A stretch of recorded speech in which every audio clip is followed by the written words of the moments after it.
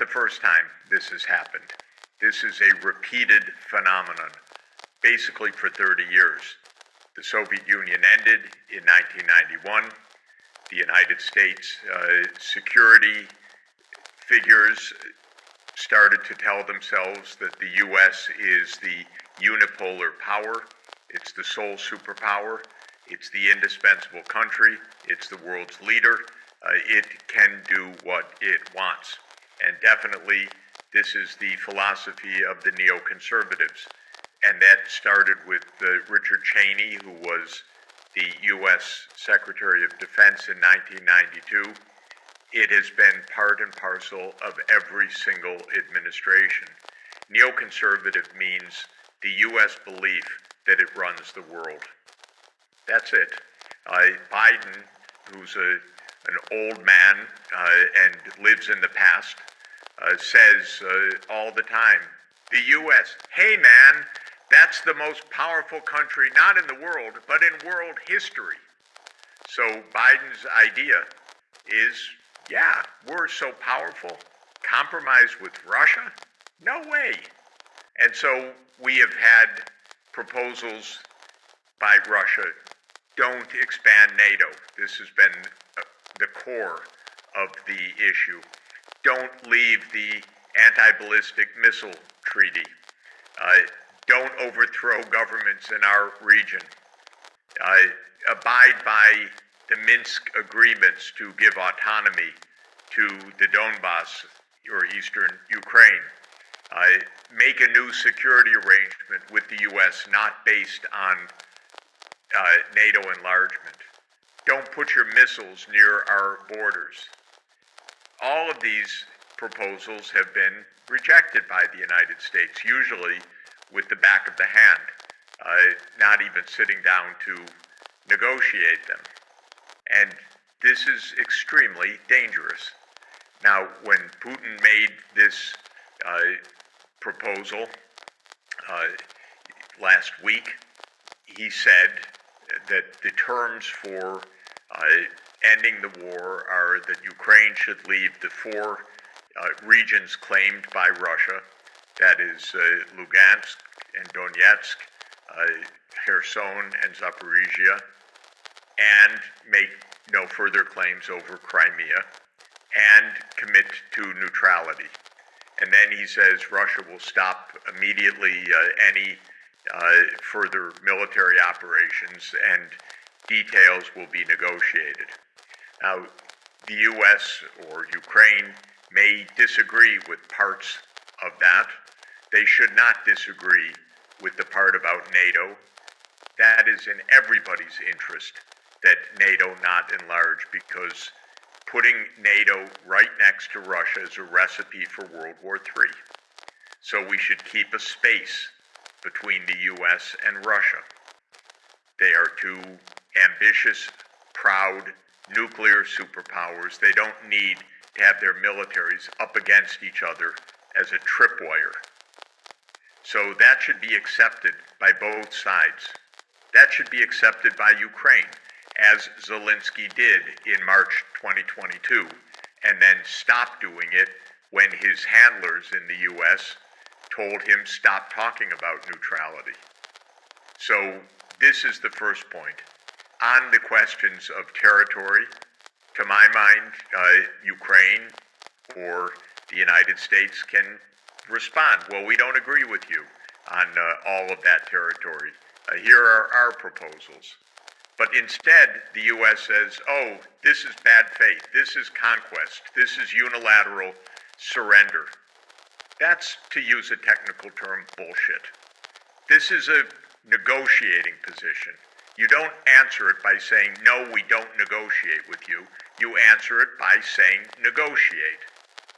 And the U.S. instead has answered it, it seems, with a major military expansion that is now reportedly underway, bringing weapons from all over the world, new weapon systems.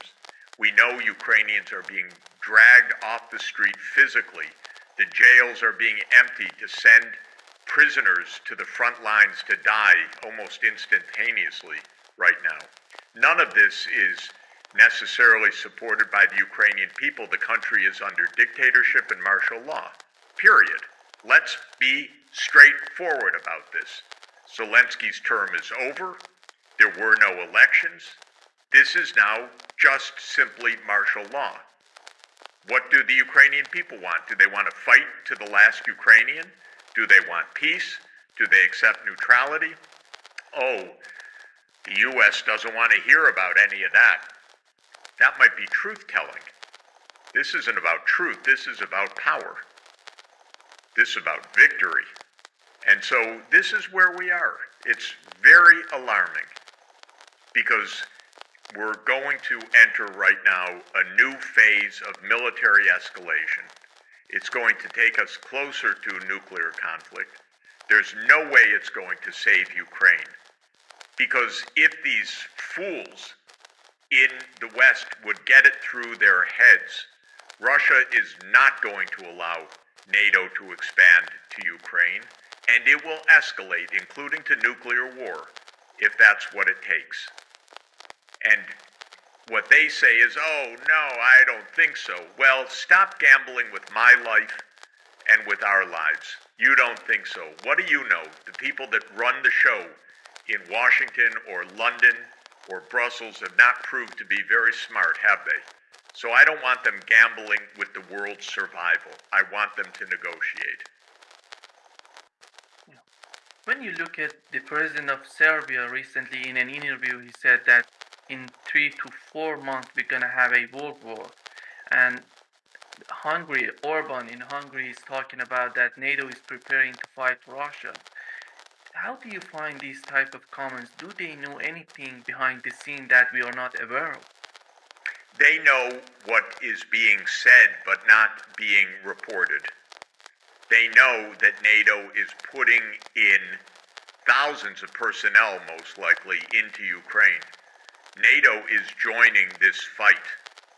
Maybe, or maybe not, with soldiers with guns, but it's fighting it as the intelligence officials, the ones helping to man systems, now as hospital medical workers in the army and so on. NATO is on the ground, and it's increasingly on the ground. And don't trust the United States leadership right now for a moment. They face an election. They may be desperate. They're not very clever. Biden is way past his prime, and we don't even know what kind of control he has. Half the time he names the country wrong. So this is not safe, our situation right now. And when Vučić of Serbia or Orban of Hungary say these things, they're not just piping off. They're talking about what is being said, and even being said officially, not just informally. And they're telling the public, what are we doing? But the European leaders are so sad that not one of them dares to say a word that isn't in the U.S. line. And the U.S. line makes no sense. And so this is why it's so dangerous right now.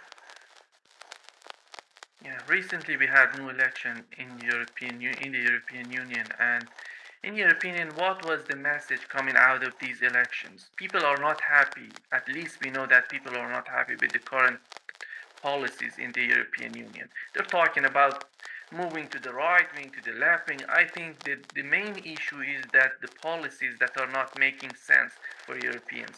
What's your take on these new changes that are happening? First of all, I don't even know what far right means in this public debate right now. Much of the so-called far right wants to stop the war. It used to be far right was militaristic. Now that's the Greens. Who's the most militaristic party in Europe? It's the Greens of Germany. So what do these labels even mean anymore? They make no sense. So what we know, and I follow the opinion polls closely. For instance, people can look up Morning Consult, which runs approval ratings of European leaders. almost nobody in Europe has any public support beyond a small amount. In Germany, Scholz's support is low 20s, Macron 20s, opposition much higher. These are unpopular politicians. In my view, they're unpopular politicians because they're talking about war. They have led Europe into an economic stagnation and high inflation, which is directly the outcome of the Ukraine war. They talk about increasing military spending and the coming need to fight Russia. Well, I don't think the public finds much confidence in these leaders. This makes no sense. By the way, it does make no sense. Russia's not going to invade Europe. Russia is objecting to NATO coming into Ukraine. Why is that so hard for Scholz or Macron or Biden to understand? Why is it so hard for our mainstream media to tell the truth on this? The truth is simple, straightforward, endlessly repeated. Even Secretary General Stoltenberg of NATO said, this is a war over NATO enlargement. Zelensky's own negotiator, David said what Russia really wanted was neutrality. That was the point of the negotiations back in 2022. So what is wrong with us that we can't have an honest debate about this? And then I was told by an otherwise intelligent people, oh, Ukraine should have the right to choose its military alliance. But you know what? Russia has the right to say to the U.S., don't put your bases on our border. Just like the United States says to Russia, don't put your bases on our border. But the U.S. doesn't believe in consistency. The U.S. believes in power. So don't do as we do as we say. This is what can get us all killed. All this hypocrisy. The U.S. should reflect. Would it be fine if Mexico invites China to have military bases on the Rio Grande, on the border with the United States? If the U.S. would say so, let's hear it. Let's hear Washington say, yeah, anyone can choose. Venezuela, Cuba, Mexico, no problem. Anyway, the U.S. will never say that. We've had the Monroe Doctrine for 201 years, since 1823. It says to the rest of the world, keep out of the Americas, not even up to our border. Keep out of the Americas. That's how arrogant the United States was even in 1823. It says this region, this whole hemisphere is none of your business. You keep out.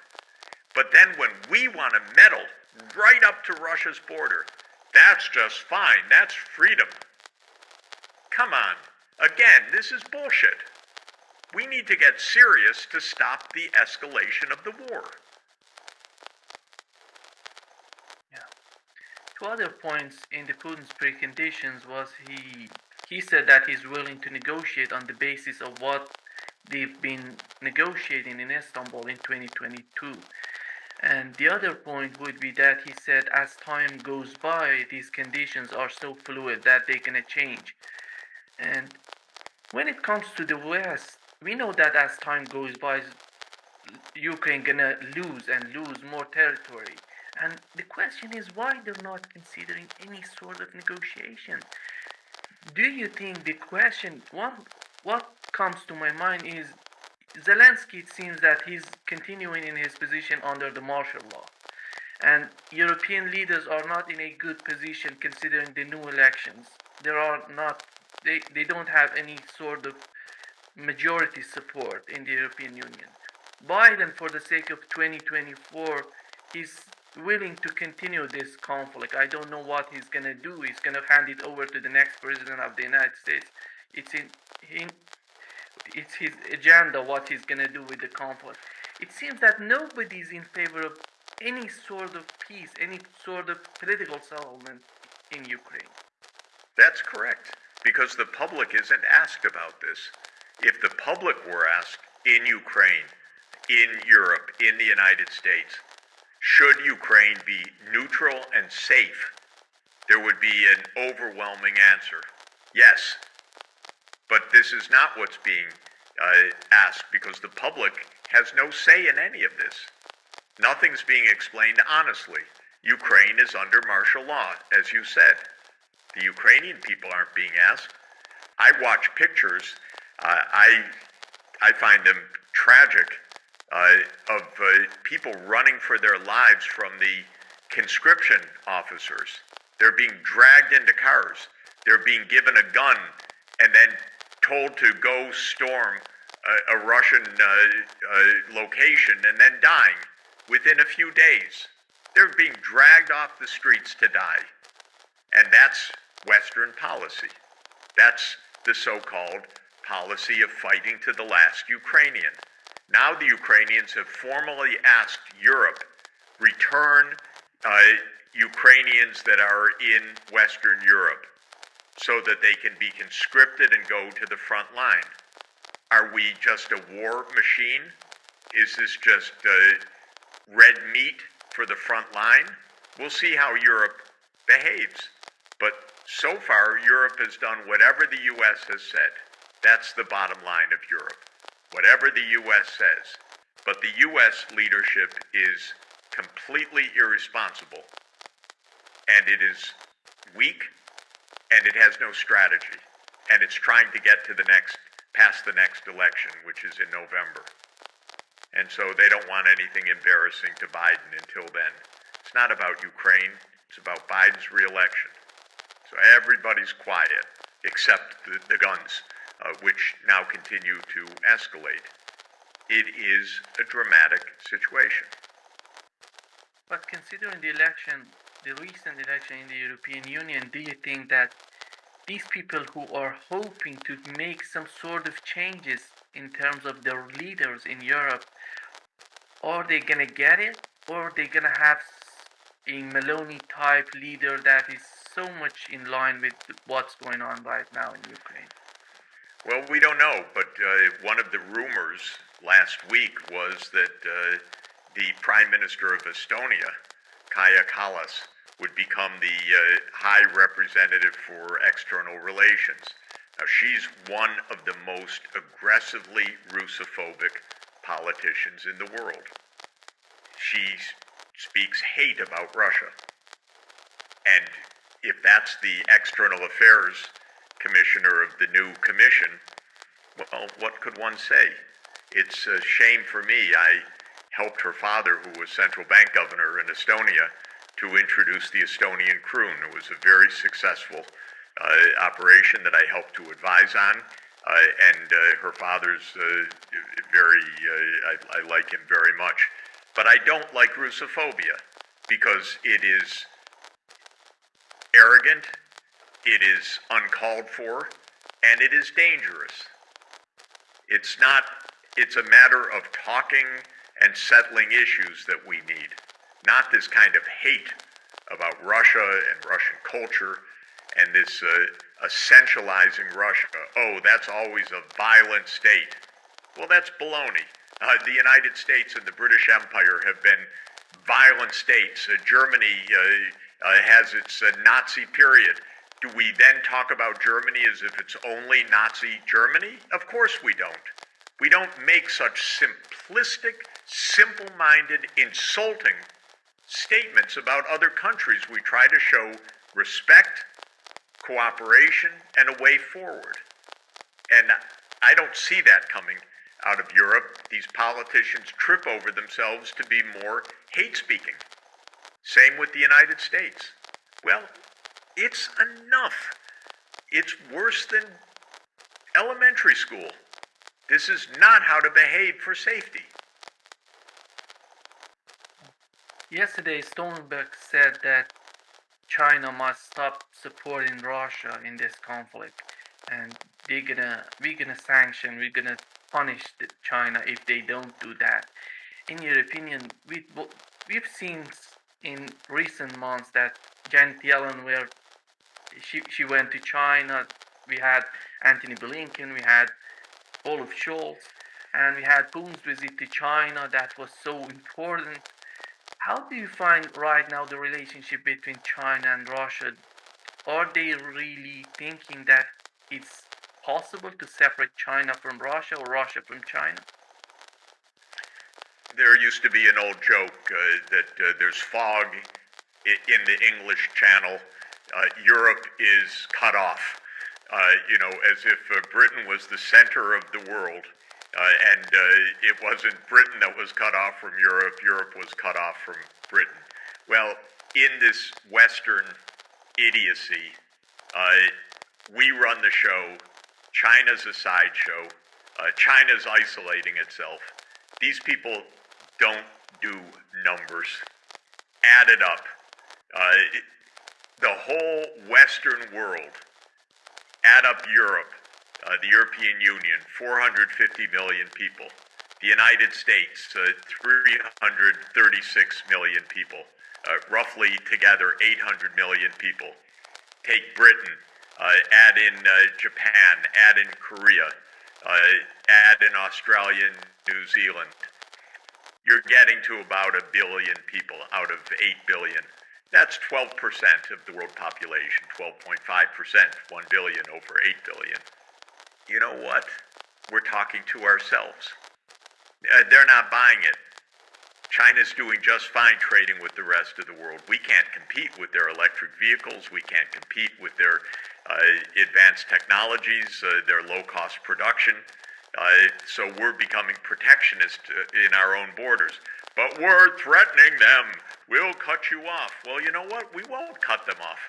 They will live in a world in which the U.S. and Europe are increasingly isolated. Of course, this is a terrible idea.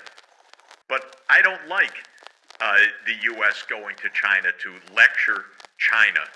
China is 1.4 billion people. The United States is 336 million people.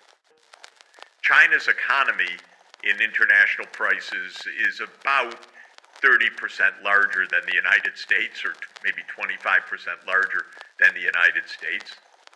Come on. Some mutual respect and actually ending this war rather than all these threats and sanctions and all the things the United States is going to do to all the rest of the world. This is all part of the same story. It's this incredible arrogance that is incredibly out of date. When it comes to these new tariffs that the Biden administration is placing on China, in your opinion, who's going to benefit from these new tariffs? The same policy, the same old policy coming from the Trump administration. He put 25%. Right now it's 100% by the Biden administration. It seems the same the same policy. Republican, Democrat, the same. But who's going to benefit in the United States from these new tariffs? Well, there are several dimensions to these tariffs, but two that are most important. One is that it aims to hurt China, and second, it aims to give protection to a part of the American economy, workers in the firms that compete with China, at the expense of all the consumers in the United States. So when it comes to the first, it does hurt China, but it also hurts the United States. This protectionism is just bad economics. Yes, China would be able to sell more goods to the United States. Those are blocked. To some extent, China sells to Vietnam, and then Vietnam sells to the United States, so it's just a relabeling of a lot of products. But to some extent, it means a real slowdown, a real loss of efficiency, a real loss of benefits to the American people who pay higher prices, face inflation, and so on. So that's one part. The second part is that this is protectionist, aiming at the swing states in American politics, which is the industrial Midwest: Michigan, Illinois, Indiana, Ohio, Wisconsin, Minnesota, Pennsylvania. these are swing states in the presidential elections. Trump used the anti-China rhetoric to help him win in 2016, and the Democrats said, well, we'll be protectionist too, so that we won't give up the benefit in the swing states. Of course, it hurts the rest of the economy, not in those states, but in the rest of the economy. Everybody pays higher prices, we have less efficiency, and of course we have many more tensions. But there's another fact that's basic. China is the low-cost producer of electric vehicles, of advanced batteries, both for vehicles and for the scale of a power grid. China's the low-cost producer of long-distance power transmission. China's the low-cost producer of modular nuclear, fourth-generation nuclear. China's the low-cost producer of wind turbines. In many, many areas where the world needs these new low-carbon technologies, China's already the low-cost producer. I should add 5G, which will soon be 6G. So in all of these cases, China will outcompete the US and Europe. And Europe fell way behind on electric vehicles because the European, and especially the German auto manufacturers, like their internal combustion engines, and they drag their feet, and now China outcompetes them. And Europe is slowing down the changeover to electric vehicles, so it's violating its own Green Deal. But even worse, Europe's prosperity depends on selling cars not to China, not in Europe, but to the rest of the world. And what happens when German automotive companies are not competitive with China's in third markets? You can't use protectionism for that. That just is going to be a sheer loss of economic well-being for Europe. Could be quite significant unless Europe gets its act together to make this technology transformation faster. But don't blame China. They've been doing what they need to do, building out manufacturing capacity for the new green era. And when they did that, then the US government said, oh, you have overcapacity. Isn't that absurd? When we're trying to move to a new green economy, China makes some important steps, and then the US accuses it of overcapacity? Shame. I just want to ask you, this Putin peace plan is not really a peace plan. What he's saying is, all the land I have illegally stolen, I want to keep. Isn't that what it boils down to? Well, there are two issues. One is no NATO enlargement, and the second is this territorial issue. It involves Crimea and what they claim is 4 regions of Russia. To my mind, this is overwhelmingly about the first issue, is about NATO, because that's been the issue on the table for 30 years. Territory was not on the table until 2 years ago, but for 30 years, NATO was on the table. I think the territorial issues, if I may say, are probably negotiable, at least in part. Of course, there's been a war going on for 10 years now, and an escalation during the last 2 years. I think the non-negotiable parts of what Putin is saying, I would guess really non-negotiable, so we have to think about them, is that NATO will not enlarge to Ukraine, and I think Crimea is non-negotiable for Russia's core security interests and perceptions and history. So I think what's really absolutely core to what President Putin is saying is he would like to stop the war. He doesn't want to take over Ukraine. He doesn't want to take more of Ukraine. On the combat line right now, on the contact line, he doesn't control all 4 of these provinces, and I doubt that he would insist on that. I do think that he would hold out for Crimea. Almost every Western analyst and expert agrees with that, and there are many reasons for that. But what I do think is at the core of this all along was Russia, throughout its history, has always believed in keeping some safety from the West, which has repeatedly invaded Russia. And after the end of the Soviet Union in 1991, the US and Germany had said to Gorbachev and to Yeltsin, we won't expand NATO 1 inch eastward. But then, like always with the United States, they lied, they cheated, and they started the expansion. And then the Russians, I was observing this all along, the first expansions, which were in Central Europe, didn't come too close to Russia. And they said, we don't like that, you cheated, you told us no. But okay, that's Hungary, Poland, and Czech Republic. That was 1999 under Clinton. But then it just kept coming and kept coming and kept coming. And they said with rising decibels and rising fervor, stop coming closer. And their ultimate red line has been consistent. It is Ukraine and Georgia. Why? Well, it goes back, Piers, to the British Empire, to 1853 to 1856, actually to Lord Palmerston. He had an idea: surround Russia in the Black Sea, render Russia's fleet in the Black Sea in Sevastopol, which was there in 1853, just like it's there in 2024, render it essentially inoperable, control the Dardanelles. This is a long story. And then Russia is a second or third rate power.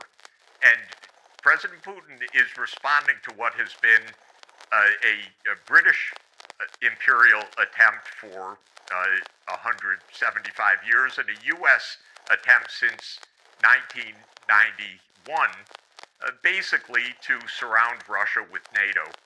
And what Putin has been saying is, don't do that. Stop. Leave Ukraine as a kind of buffer zone. And Ukraine was perfectly happy with that, and public opinion was perfectly happy with that, and they didn't want to join NATO. And in 2009, they elected Viktor Yanukovych, who promised them neutrality, which was the promise that Ukraine itself had made in declaring its independence, that they would be permanently a neutral country, because they're in between West and East. They're in between Europe and Western Europe, or the European Union, and Russia. So they wanted just, okay, we'll be neutral. But then the United States did team up to overthrow Yanukovych in February 2014, and that's when this war started. That's when Russia stopped saying, well, we'll lease a base in Crimea, rather, we'll take back Crimea. We don't want it to fall into NATO hands, just like the Tsar did not want Sevastopol to fall into Palmerston's hands. So this is basically a long, long story. I think the rest is negotiable. I basically think either the U.S. and Europe don't understand what they're doing, which is not impossible, or they're still on what has been a 30-year neocon agenda, which I know about in detail, which is get NATO all the way to surround Russia, because that was the plan of Zbigniew Brzezinski and Dick Cheney and others going right back to the 1990s. They still want to do it, and they think they can still accomplish this. Okay. Putin Listen, did not say, I'm going to take all it. All right, sorry. with respect, you've given a very, very long answer, but I come back to my initial question, which is ultimately, listen, you've been through a lot of the history there, and some of the points are arguable, but a lot of people I've heard express similar sentiments about some of the background to this, and about Russia's concern about the encroachment of NATO and so on. But it doesn't change the fact that Russia illegally invaded a European sovereign democratic country that has helped itself to vast swathes of the land, and that latest polls show that the vast majority of Ukrainian people do not want to cede an inch of the land that's been taken to Vladimir Putin or the Russians. And yeah, he can say, I was concerned about NATO encroachment, but NATO hadn't actually encroached. So he is preemptively doing this, and if ultimately he's allowed to take this land, what message does that send the rest of the world, the rest of Europe, the other neighbouring countries to Ukraine? Why should we have any confidence after Crimea, after Georgia, after Ukraine now, that he wouldn't just carry on attacking and invading other neighbouring countries? That's where I find your, I wouldn't say trust, I don't think that's the right word, but you seem very reliant on accepting Putin's worldview rather than perhaps the stark reality of the barbarism with which he's executed this war. Yeah, maybe because I know too much about the United States, because the first war in Europe after World War II was the U.S. bombing of Belgrade for 78 days to change borders of a European state. The idea was to break Serbia, to create Kosovo as an enclave, and then to install Bondesteel, which is the largest NATO base in the Balkans, in the southwest Balkans. So the U.S. started this under Clinton, that we will break the borders, we will illegally bomb another country. We didn't have any UN authority. This was a, quote, NATO mission to do that. Then I know the United States went to war repeatedly, illegally, in what it did in Afghanistan, and then what it did in Iraq, and then what it did in Syria, which was the Obama administration, especially Obama and Hillary Clinton, tasking the CIA to overthrow Bashar al-Assad, and then what it did with NATO illegally bombing Libya to topple Muammar Gaddafi, and then what it did in Kiev in February 2014. I happened to see some of that with my own eyes. The U.S. overthrew Yanukovych together with right-wing Ukrainian military forces. We overthrew a president. And what's interesting, by the way, is we overthrew Yanukovych the day after the European Union representatives had reached an agreement with Yanukovych to have early elections, a government of national unity, and a stand-down of both sides. That was agreed. The next thing that happens is the opposition, quote unquote, says we don't agree. They stormed the government buildings and they deposed Yanukovych, and within hours the United States says, yes, we support the new government. It didn't say, oh, we had an agreement. That's unconstitutional what you did. So we overthrew a government, contrary to a promise that the European Union had made. And by the way, Russia, the United States, and the EU were parties to that agreement. And the United States, an hour afterwards, backed the coup. Okay, so everyone's got a little bit to answer for. In 2015, the Russians did not say, we want the Donbass back. They said peace should come through negotiations. And negotiations between the ethnic Russians in the east of Ukraine and this new regime in Kiev led to the Minsk II agreement.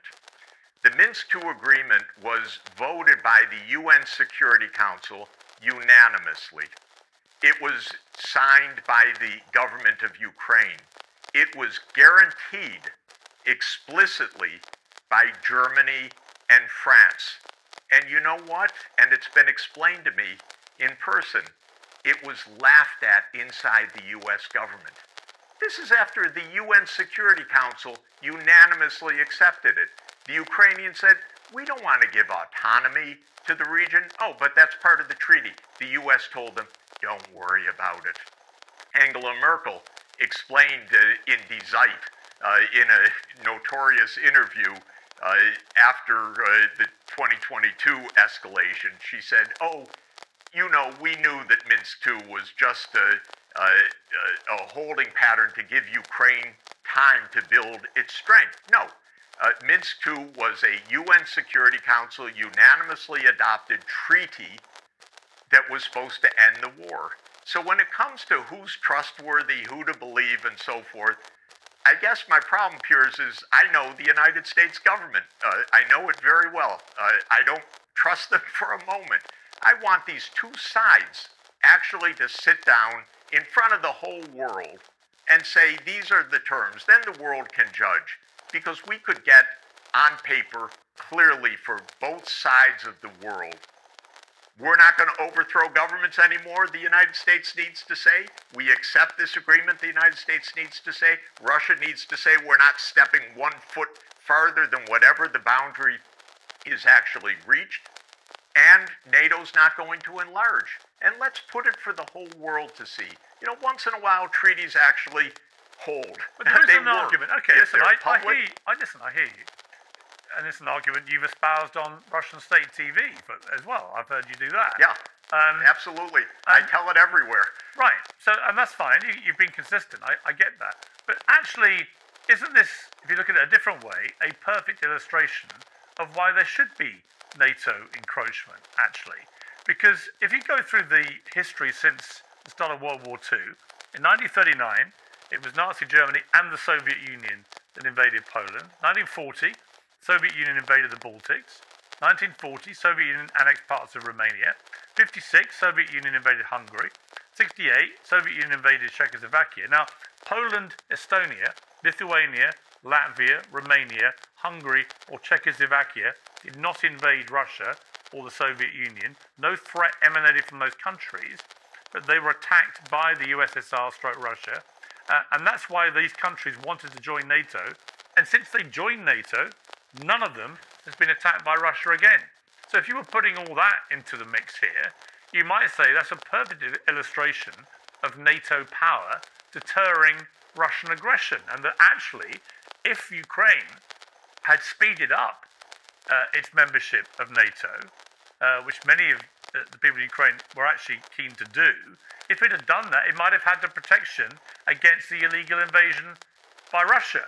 So in a way, you could flip your argument on its head and say it almost proves the opposite, which is that by not being part of NATO, Ukraine was vulnerable to the very attack that then happened, just as it lost Crimea. And my fear with Putin is I don't trust him as far as I can throw him. I take your point about American military activity. I was the editor of the Daily Mirror newspaper in England, which led the campaign against the Iraq War, which I thought was a senseless, illegal invasion as well. And I've been very critical of America. Yeah, so look, it's not like I'm a great cheerleader for what America's done on the military stage, but purely looking at this situation with Ukraine, I just don't see why allowing Putin to keep all this land is a good thing. Yeah, I'd ask you to consider a couple more dates. One is 1955. Fascinating date. Because in 1955, Austria very cleverly agreed to permanent neutrality on the basis that the Soviet Union would go home. And in the state treaty, they adopted neutrality, and the Soviet Union went home. And that's why Austria wasn't part of the Iron Curtain for the decades that followed, because they adopted neutrality and non-NATO membership. Now, it's fascinating, and I don't want to take us into a long digression, but the idea of the Soviet Union then was actually not only with regard to Austria, but it was more strategic. What they were saying was, do the same with Germany, which just killed 27 million of our people. After all, this was 1955, was just 10 years from the end of World War II. Neutralize Germany. Don't make Germany a rearmed cornerstone of something called NATO, but make Germany neutral, and then we can end the Cold War. This was no less the recommendation of no less, I should say, than George Kennan himself, the author of Containment. George Kennan, for years in the second half of the 1950s, said we're missing the most obvious point.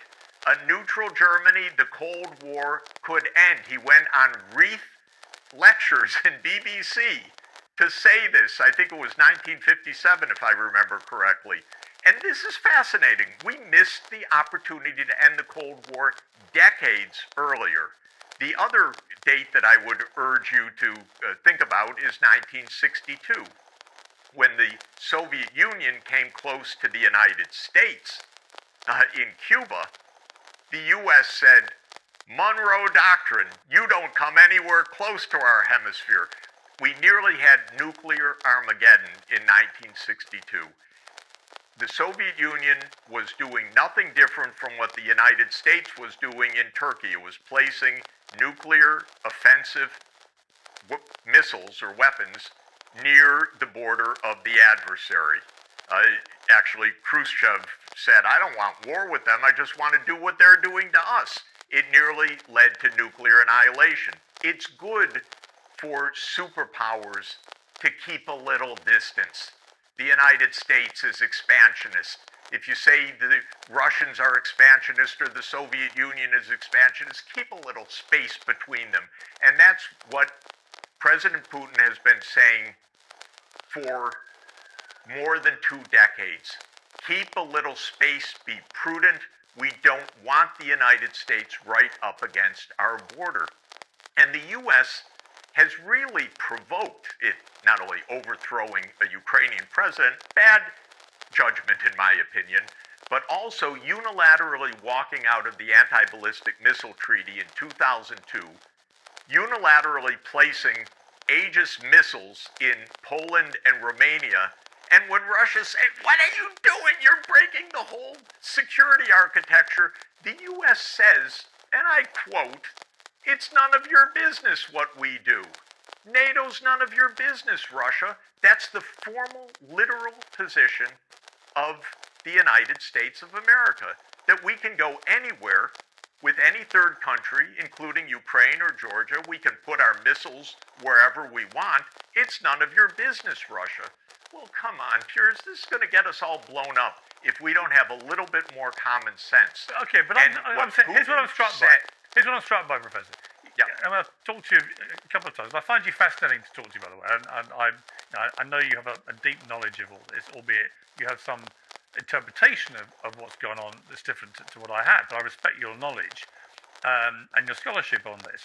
But I'm just struck that your language towards Russia and Putin is nowhere near as censorious as it is about America, about your own country. It's true. But I think that, you know what? I sit here in England and think it's so weird to see such a learned American professor who seems to think that that America is the real problem here, not Vladimir Putin and Russia, when many other people would think the complete opposite. Piers, the problem is, I was born in 1954, and I've seen nothing but U.S. wars of choice and CIA ops my whole life. And since I became an international development specialist more than 40 years ago, I've seen many of them up close. And I'm tired of them. You know, a very good book written in 2017 by a professor at Boston College named Lindsay O'Rourke has the title Covert Regime Change. She studies, Piers, no fewer than 64 covert regime change operations by the United States, almost all of them CIA-led. 64 during the period 1947 to 1989. I've had heads of state say to me personally, Piers, they're gonna take me out was the term that one of them used, and I assured them, this president it was Haitian president, no, we're gonna get all this sorted out in my naive way. They walked this president, this was Aristide, out to an unmarked plane, flew him 23 hours in this coup that the U.S. arranged to Central African Republic, and in a broad daylight launched a coup And when I tried to get the New York Times to at least cover the story, I wanted to read about it. I was told by the reporter on the beat, oh, our editors aren't interested in that. So you can have coups in broad daylight. I've seen the United States launch wars all over the world that Americans and others don't even know were caused by the United States. It was only decades after the fact that Zbig Brzezinski told us that he had urged successfully Jimmy Carter to support the jihadists, the mujahideen, to try to overthrow the government in Afghanistan in 1979 to lure the Soviets into a trap. That would be their Vietnam. We messed up Afghanistan for more than 4 decades in that little typical U.S. regime change. But if you feel, maneuver. okay, but Professor, look, here's my question. If you feel so angry about so many, as you put it, illegal military operations, invasions, whatever you want to call them, by the United States, why do you not also feel that same level of anger when Vladimir Putin, for whatever political reasons he wants to come up with, about fears of NATO encroachment, blah, blah, blah, when he launches a full-scale invasion of Ukraine, which is now a sovereign democratic European country, and kills... Well, it's not a democratic country, but it's a... It had a democratic country, election, it's not far more democratic than Russia. Well, it did a while ago. It did a while ago. It's now certainly under martial law. It's certainly far more of a... Well, before the war began, it was certainly far more of a democracy than Russia has been in recent decades. You would certainly accept that, wouldn't you?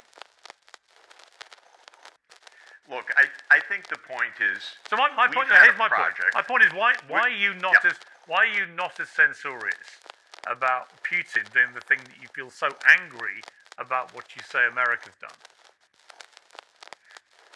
All I want is when Putin says, we'll negotiate and here are our terms, I want the United States to say, we'll negotiate, but we have different terms. But we'll sit down with you. That's all I'm asking. Yeah, but his terms as reported by Russian state media on Friday, the complete withdrawal of Ukrainian troops from the territories of Donetsk, Luhansk, Zaporizhia and Kherson, after which peace negotiations can begin. I mean, that's just... you know what? I don't believe it. That's just taking a quarter of the country or even a third and saying, I want to keep it. Okay, yeah, so what are our terms for negotiations? This is negotiation. You don't get to keep any of it, would be my terms. Well, fine. But the bottom line is something else. The bottom line is really about NATO. So this is, if the plan... okay, but that's my point. If the plan of Biden is, of course we're going to keep pushing NATO, then there's no peace. Then we're just in open war, and the one that dies is Ukraine in the end. But maybe, rather like all these other countries that the Soviet Union invaded, maybe if Ukraine becomes a fully paid up member of NATO, it actually stops Russia from being so aggressive constantly, whether it was Crimea in 2014 or whether it's all these areas now. In other words, power and I'm just size. telling you. I'm telling you the following in my assessment. Yeah. First of all, it can't become a member of NATO in the midst of a war. This is anyway NATO doctrine. But if they took Ukraine as a member of NATO, we will end up in nuclear war, just like we nearly ended up in nuclear war over the Cuban Missile Crisis. But why would we? Is it worth it? Why would we? For the same reasons we did. Because in the Cuban Missile Crisis, we didn't because common sense prevailed, right? No, it did. By the way, it almost didn't prevail. Everyone was for war except for a very small handful of people, including, thank God, John F. Kennedy and Nikita Khrushchev, and that was just about all that saved the world. But the reason is for Russia, Ukraine is their 2,100-kilometer border, and they view this as an existential issue. I can tell you for the U.S., this is a game. This is the game of risk, if you know that board game. This is Zbig Brzezinski's game, spelled out in 1997 in his article in Foreign Affairs called A Strategy for Eurasia, let's corner Russia. This is their game. For Russia, this is existential. This is right on their border. They don't want the United States right on their border. Yeah, but again, so sorry to jump in, but end. again, this is your interpretation of that. But the other interpretation That's correct. the other interpretation is that to stop Russia invading its neighbouring countries, that's what NATO's about, and it's proven very successful. Well, with all those countries that attacked before haven't been attacked since because they're part of NATO. So this is the. It could be, Piers. It's the other argument. It could be, but yeah. No, you're right. You're right. But then it could be nuclear war. That's all I'm saying. But why would Vladimir Putin, who is apparently, Elon Musk says he's the richest man on earth and loves his material things, whether it's chateaus or super yachts or whatever it may be, why would somebody with that mentality, in other words, not an Islamic fundamentalist who has nothing, who wants to kill himself for the cause and believes he's going to meet 70 virgins up in wherever they end up going, why is somebody with Putin's materialistic, capitalistic mentality, why would he even contemplate Armageddon and losing everything? That's not what he's about. He hasn't got that mentality. He's not a suicide bomber, is he? I think it's useful for all of us, and you and everybody listening, to go online and read a memorandum by one of our best diplomats, William Burns, who happens now to be CIA director, but in 2008 was the U.S. ambassador to Russia. And he wrote a secret memo back to Condoleezza Rice, Secretary of State. Julian Assange enabled all of us to see the real discussion, not the superficial patter and narrative.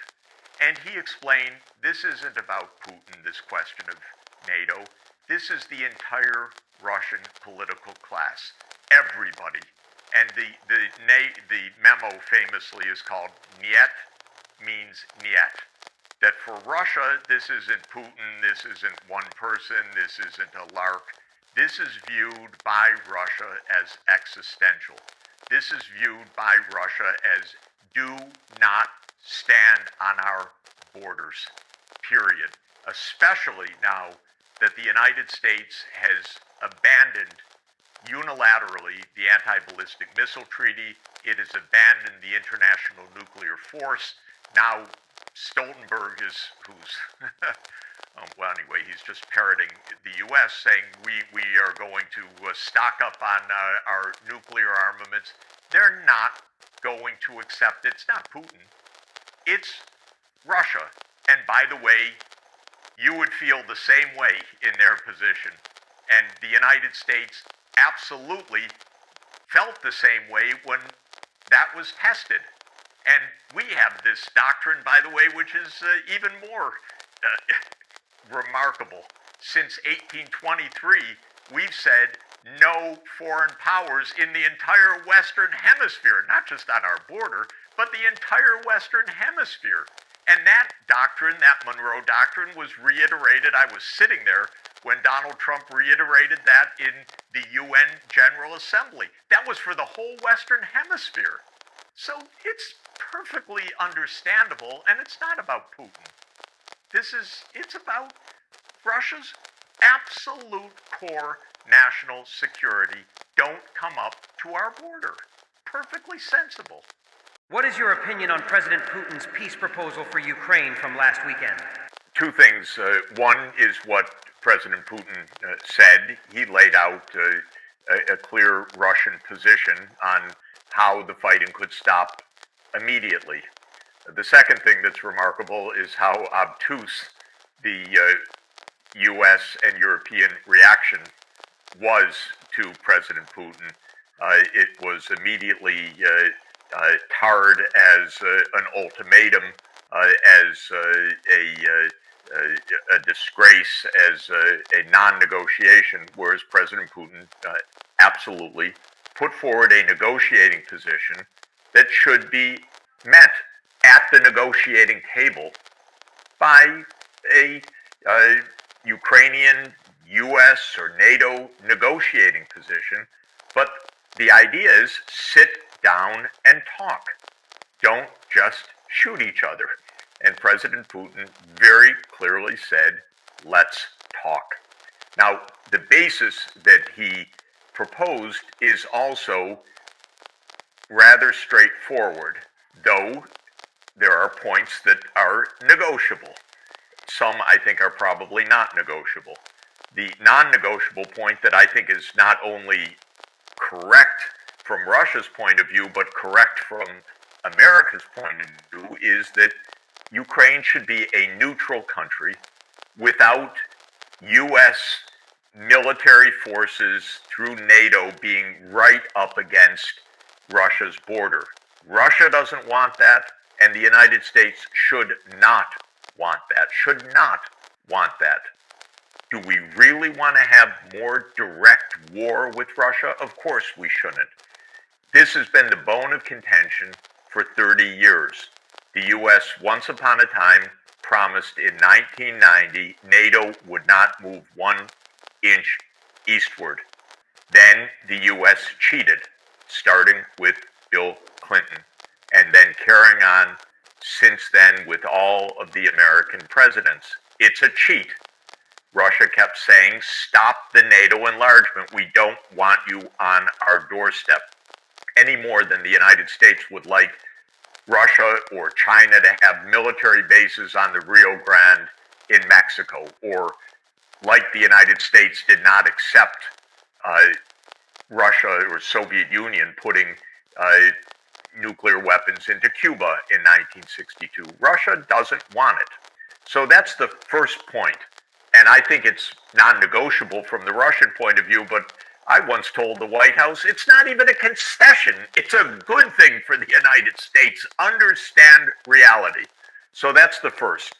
The second thing that Russia said is Crimea is ours. And it is going to be. I think that is absolutely non-negotiable. Crimea has been the base for Russia's naval fleet in the Black Sea since 1783. As Americans, our country wasn't even with the Constitution yet by then, and Russia already had its naval fleet in Sevastopol in 1783.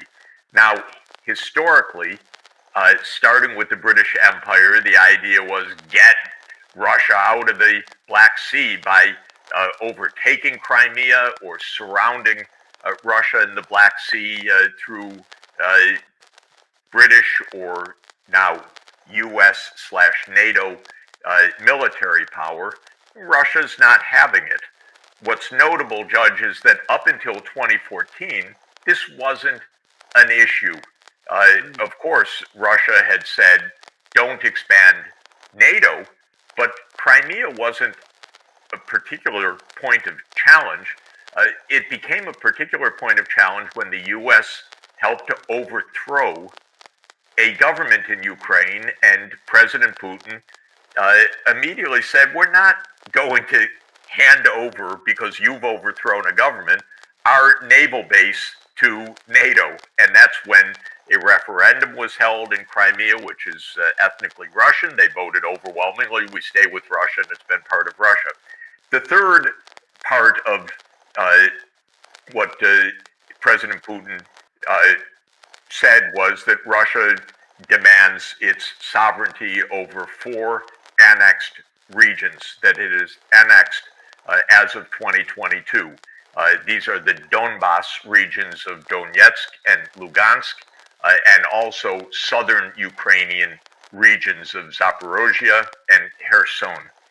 There's a history to this, a long history.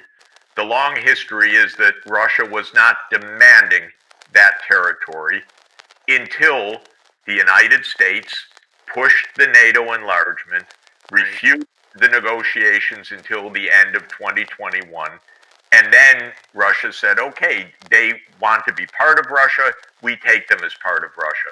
I think that the specifics on that are negotiable. Russia does not control all four of those regions. It controls parts of them. That's where the contact line of the battlefield is.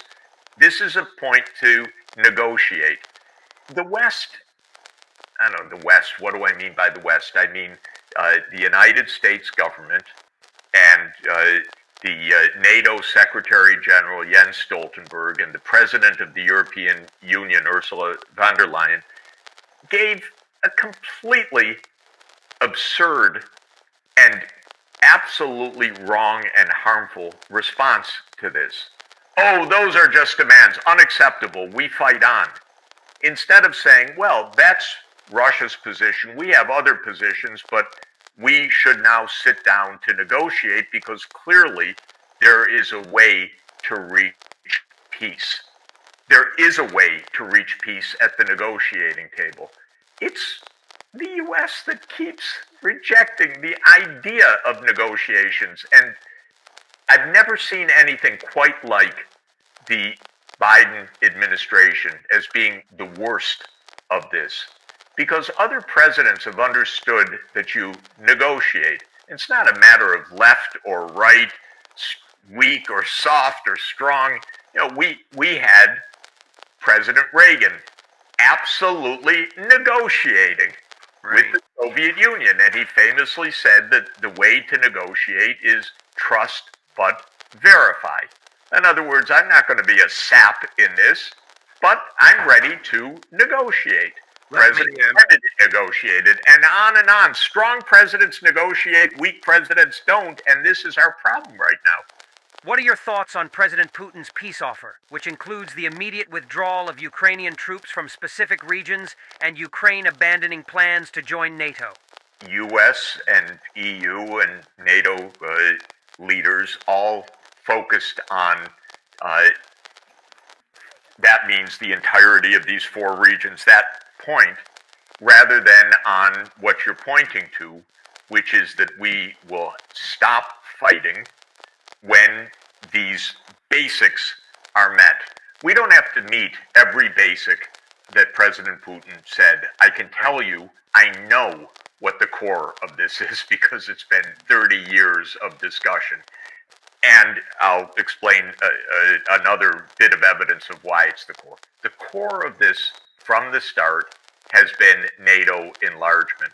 Right. Russia does not want the U.S. on its doorstep. We don't want Russia on our doorstep. If our leaders had any honesty at all, they would tell this to the American people and say this to Russia.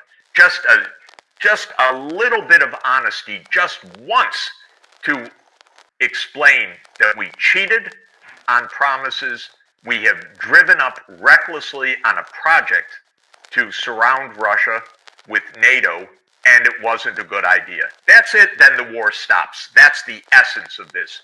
You know, Russia never had territorial demands on Ukraine up until the coup that overthrew Yanukovych in 2014. As I said, they didn't make territorial demands on the Donbass. They didn't make territorial demands on Crimea. With Crimea, they were satisfied with a 25-year lease of their naval base. That was enough. Just leave us alone. Then came the coup. For 7 years after the coup, Russia did not claim that Donetsk and Lugansk were part of Russia. Russia didn't seize them. Russia didn't annex them. Russia didn't claim